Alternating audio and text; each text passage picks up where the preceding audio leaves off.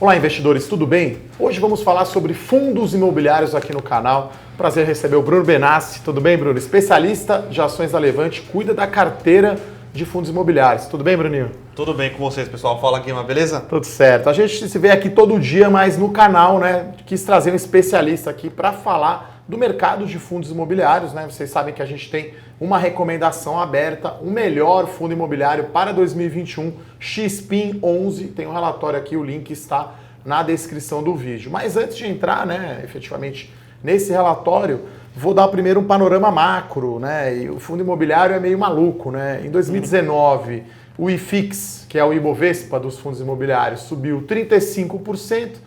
Agora, em 2020, está caindo 12,5%, né? Então, o Ibovespa já está quase aí no 0 a 0, né? Está nos 112, 113 mil pontos. E o fundo imobiliário está um pouco para trás ainda, né, Bruno? Com Sim. menos 12.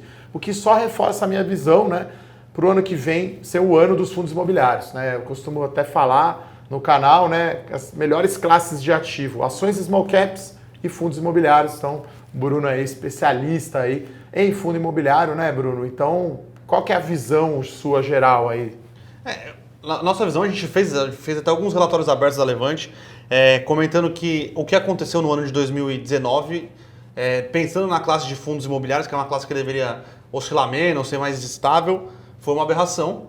Como hoje, nesse ano, os fundos imobiliários estarem caindo 12%, a bolsa ali caindo perto de 2%, eu também considero uma aberração. Fundos imobiliários deveriam ser ativos que crescem ao longo do tempo de maneira mais estável, né? Não com tanta oscilação igual da bolsa, principalmente por causa de dividendos, os próprios fundos imobiliários são ativos reais, né? Então, a maioria, né? Vamos pensar na maioria. Hoje, claramente, tem os fundos de papel e os FOFs, mas boa parte dos fundos imobiliários hoje são fundos de tijolo, né? E o tijolo, ele não varia tanto de preço de uma semana para outra, ou de um mês para o outro. Então, essa é a visão que a gente acredita que os fundos imobiliários não deveriam variar tanto. Bom, Bruno, muito interessante, né? Você falou aí de fundo de papel e fundo de tijolo. Então, o interessante, eu acho, do fundo imobiliário é a diversificação que proporciona, né? Então, você tem fundo de shopping center, fundo de laje corporativa e escritório, fundos de galpão logístico, aí o fundo de fundos, que é o FOF, que o Bruno mencionou. Aí você tem os fundos de papel, né? Os de CRI.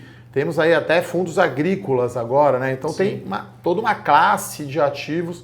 Então a gente sempre recomenda que você invista em fundo imobiliário, diversificando a carteira, né? E aí eu já pergunto então para o Bruno, o ano está terminando, como eu falei, o IFIX aqui está perdendo para 12,5% de queda aí no ano, dificilmente fecha no território azul, se bem que dezembro de 19 subiu 10% no mês. 10% no Mas mês. quais seriam aí as classes de ativo aí que você acha que são mais interessantes em fundo imobiliário? Vou dar um panorama aqui, mais um panorama aqui. Eu quebrei aqui a carteira do IFIX em fundos de CRIs, fundos de FOFs, né, que são os fundos de fundos, lajes, logística e shoppings. Hoje, os fundos de CRIs caem só 2,3% em comparação contra os 12% do IFIX. Os FOFs caem 20%. Fundos de laje caem 18%, logística cai só 8,2% e shopping centers caem 23,8%, né? Shopping é o que está mais sofrendo, é o que está mais sofrendo. Devido ao lockdown, né? E você vê que o escritório também, porque essa é uma lenda, né? A gente está aqui no escritório da Levante, enfim, o home office não vai ser para sempre, não é todo mundo, né? E aí se chama, né, que o fundo indo bem é o de CRI e o fundo de logística, né? Sim. Tá indo melhor, né? Principalmente a nossa carteira na Levante, no ano de 2018, a carteira recomendada aqui que eu toco junto com o Felipe Vilacqua, a gente diminuiu posições em shoppings, diminuiu posições em lajes corporativas, aumentou em logística e em fundos de recebíveis. A primeira perna desse aumento em logística não foi pensada. A gente achava que era um setor... Desculpa, não é que não foi pensada, tá, pessoal? Mas é que foi achando que seriam os fundos que se dariam bem, mas não tão bem por causa desse aumento da last mile, com a pandemia, né, Bruno? Acho que quando vocês aumentaram a participação, você não pensava que ia ter a pandemia e o lockdown, que ia aumentar o e-commerce, e aí tudo que estava exposto ao e-commerce iria melhor. Acho que é isso que você quer dizer. Exatamente. A gente gostava da classe, achava que ia melhor, mas não tão melhor, né? Não viraria um setor tão querido. A gente aumentou um pouco, mas manteve mais ou menos exposição em shoppings e laje corporativa. Aí, quando começou a pandemia, um pouco depois, ali para maio, junho, que a gente começou a perceber que seriam setores que iriam performar pior, né, que seria o setor de malls, shoppings e de lajes corporativas, a gente diminuiu essa participação da nossa carteira e aumentou a exposição em logística e fundos de recebíveis. Até por isso nossa carteira tem uma performance tão boa aí, principalmente comparada ou com o IFIX ou contra os outros índices aqui. Mas foi um ajuste, primeiro o ajuste que a gente achava que logística ia ser positivo, mas depois um ajuste fino que a gente teve que fazer conforme o decorrer do ano, né? Então, e até outro ponto que eu discuto bastante com o Guimarães aqui, que cobriu shoppings por muito tempo, é que a gente prefere a classe de ativos malls em ações do que nos fundos de shopping, né? A gente gosta dos fundos que a gente tem recomendado na nossa carteira e a gente acha que os 2 fundos que a gente tem recomendado na nossa carteira são fundos que têm ativos de qualidade e comprados a preços justos.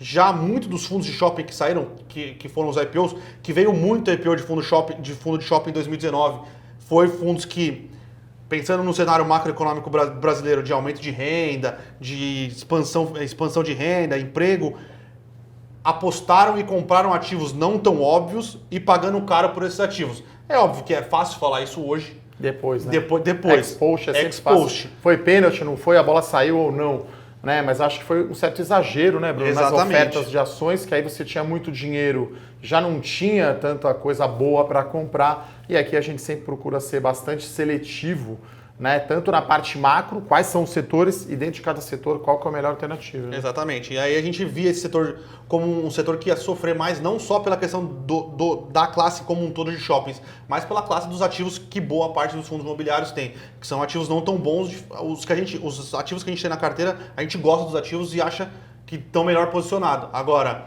boa parte dos ativos que tem no mercado a gente prefere ficar de longe. A gente não vai entregar aqui a carteira inteira, mas o Bruno pode falar um pouco setorialmente. Sim. E depois a gente fala do XPIN 11, que na nossa opinião é o melhor fundo imobiliário para 2021. O link está aqui na descrição do vídeo. Então fala um pouquinho aí a sua visão setorial. Sim. Quais são os setores aí que tem mais participação na sua carteira?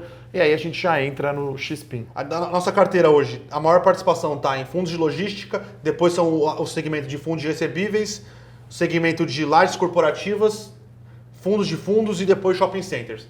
Então, o setor de logística, a gente gosta, a gente tem participação em fundos que são os mais tradicionais, que são fundos que têm uma carteira de contratos atípicos de aluguel, que é aquele contrato de longo prazo com empresa de primeira linha, que tem multa caso o inquilino saia, é um contrato um pouco mais robusto juridicamente, o que dificulta a quebra, e a gente começou a aumentar a participação em fundos que não tem esse tipo de contrato, né? Que são os contratos típicos, o contrato do dia a dia ali, que por acaso é onde o XPIN se enquadra, né? E depois, o setor de recebíveis. A gente gosta muito da classe, só que a gente viu que essa classe tem tomado notoriedade com fundos que tem uma carteira de crédito, de qualidade de crédito muito pior do que a gente acha recomendável o investidor pessoa física tomar. Então, todos esses fundos que hoje são esses fundos que são quase 100% indexados ao IGPM, que tem como lastro, né, das operações loteamentos e multipropriedade, são fundos que têm uma qualidade de crédito muito diferente dos que a gente tem na nossa carteira. Até porque, né, Bruno, o crédito assim, vai indo muito bem. Você olha lá, a volatilidade é baixíssima. Aí dá um problema, complicou, né? Então, crédito, você tem que confiar muito no gestor. Exatamente. Acho que é mais que o ativo em si. Claro que o Bruno olha ali no detalhe o que cada fundo imobiliário tem, mas o gestor, nesse caso, para crédito faz muita diferença. Né? Só um parênteses aqui, antes de vir para a Levante eu trabalhava em securitadora de crédito, então eu conheço bem muitas das operações que estão no mercado. Sabe como é que é feito por dentro, né? Exatamente. Aquela história do... Né? Se você visse como são feitas as salsichas e as leis, né? Então o Bruno sabe como é feito ali uma oferta de ações, como é estruturado um fundo imobiliário, né, Bruno? Exatamente. Então, gosto mais da categoria High Grade, é uma categoria que tem uma qualidade de crédito melhor, as garantias são melhores, por ser uma operação menor, tem um dividend yield menor, né? O dividendo que ele paga é menor, só que condiz melhor com relação ao risco-retorno. Diferente dessa classe desses ativos que são mais indexados ao GPM, que tem uma qualidade de crédito muito pior e por isso pagam mais. Então o investidor tem que conseguir balancear na sua carteira esses ativos. Está muito concentrado nessa carteira high yield, com essa qualidade de crédito pior, pode trazer problemas mais para frente. De cabeça. Bruno, como fica então o XPIN 11, que é a recomendação aberta da Levante, né? O melhor fundo imobiliário para o ano que vem, para 2021. Exatamente. Como que ele se classifica aí, classe de ativo e risco? e quanto que paga de dividendo ou é mais valorização de cota? O XPIN a gente classificou ele como logística, mas ele é mais uma logística industrial, tá? Ele é diferente desses fundos mais tradicionais, que são grandes galpões alugados para uma empresa só. Ele é um fundo mais pulverizado, que tem um pouco de logística industrial e um pouco de logística. Então, o foco de atuação dele, que é mais aquela indústria que quer ficar perto dos grandes centros. Obviamente ele tem uma parte de logística, ele loca uma parte considerável do seu patrimônio ali, dos seus galpões, para empresas de logística como a Centauro, ele tem a MK Saab, ele tem sim alguma parte de logística, mas o foco do fundo são galpões industriais. E aí galpões industriais para empresas como a Natural One, né, que é aquela empresa daquele suco muito bom de laranja, 100% da produção dela está focado ali num galpão locado pelo XPIN e é o único contrato atípico do fundo. Então 6% da renda de aluguel do fundo está alocada para a Natural One. Então, você vê que é um perfil um pouco diferente, mas por ser um perfil um pouco diferente, eu considero ele atrativo. A gente está vendo aqui que a indústria brasileira está retomando forte, todos os ativos são muito perto da região metropolitana de São Paulo, né? É um pouquinho mais para o interior, mais perto da região metropolitana de São Paulo. Fernão Dias, Anhanguera, Bandeirantes, os 3 ativos estão nesse eixo aqui, fácil saída, perto da cidade, perto da capital, perto de rota de escoamento. Então, eu acredito que o fundo vai conseguir diminuir a vacância, aumentar os aluguéis, né, os rendimentos e o que eu não falei, que é muito importante, que esse fundo é uma parceria da XP com a BPM, que é uma empresa que faz toda a gestão ali do condomínio logístico. Então a empresa vai para esse galpão logístico e não precisa se preocupar com água, luz, segurança, qualquer outro tipo de problema. Então a BPM é muito importante, essa parceria que o XPIN faz, porque ela dá toda a segurança para o cara que está alugando o galpão lá. E outro ponto interessante, as contas que a gente faz aqui, hoje o metro quadrado, né, porque tem que fazer conta para colocar em fundo, o metro quadrado do XPIN está por volta de R$3.000 o metro quadrado.